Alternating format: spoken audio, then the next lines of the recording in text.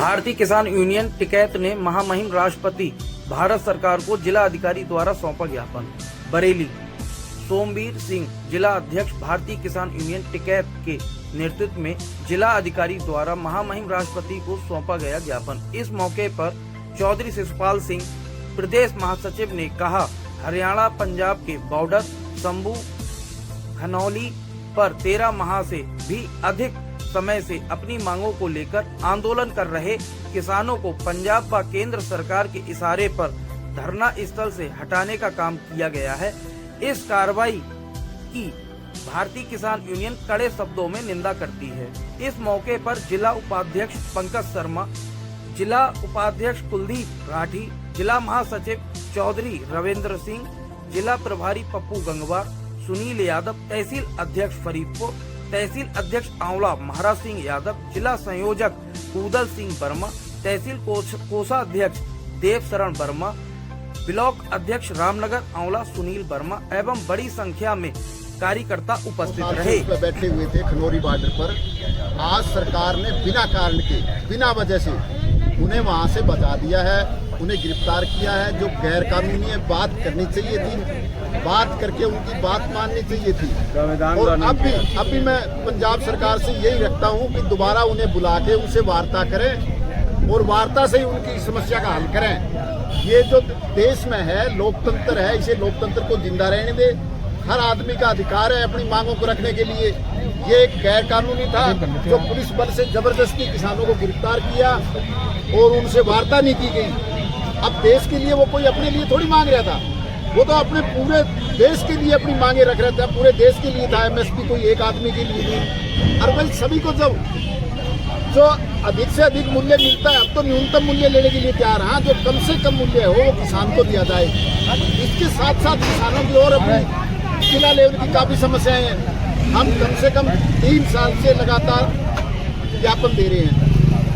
हमारा पशु इतना नुकसान कर रहे हैं, खेतों में भी कर रहे हैं, शहरों में भी कर रहे हैं, सड़क पर भी कर रहे हैं। इतने एक्सीडेंट, हजारों एक्सीडेंट रोज प्रदेश में हजारों एक्सीडेंट होते हैं, हजारों लोगों को जख्मी करते हैं, जान माल का नुकसान होता है। भाई जब गवर्नमेंट ने कानून बना दिया वो गाय नहीं बेची जाएगी ना, कम से कम उसके लिए गौशाला बना के गौशाला में रखा जाएगा। जब तक गौशाला में गाय नहीं जाएगी, इतने किसान भी दुखी है, गाय भी दुखी है और देश की जनता भी दुखी है।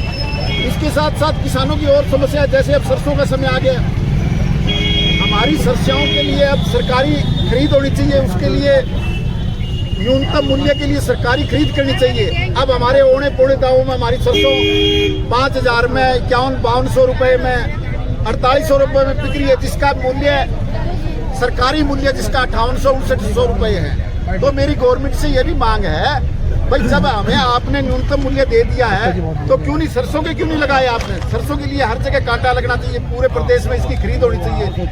ये सरसों तो ऐसी खेती है जो पूरे प्रदेश में है हमारे, तो वैसे तो पूरे देश में, पूरे प्रदेश में इसके कांटे लगने चाहिए।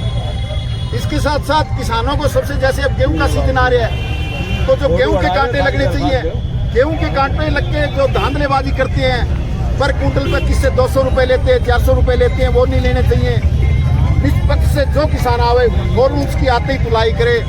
हमारी इस सरकार से ये मांग है, ये हिंदुस्तान है, ये किसान है जो 70% ये हिंदुस्तान है, इसके साथ हिंदुस्तान चलता है। तो अगर इसकी इज्जत करेंगे तो ये देश की इज्जत है। जैसे गन्ना भुगतान है, कई मिलें पिछले साल का भी नहीं दे रही। जैसे हमारा बहेड़ी है, नवाबगंज है, जो चीनी मिल है अभी तक पिछले साल का बकाया है। और कई गन्ना मिलें तो ऐसी है जो हर साल 10 साल से यही काम कर रही है। तो क्या हमारे देश में कानून नहीं है? उनके ऊपर कार्रवाई करने के लिए क्या कोई कानून नहीं रहा है?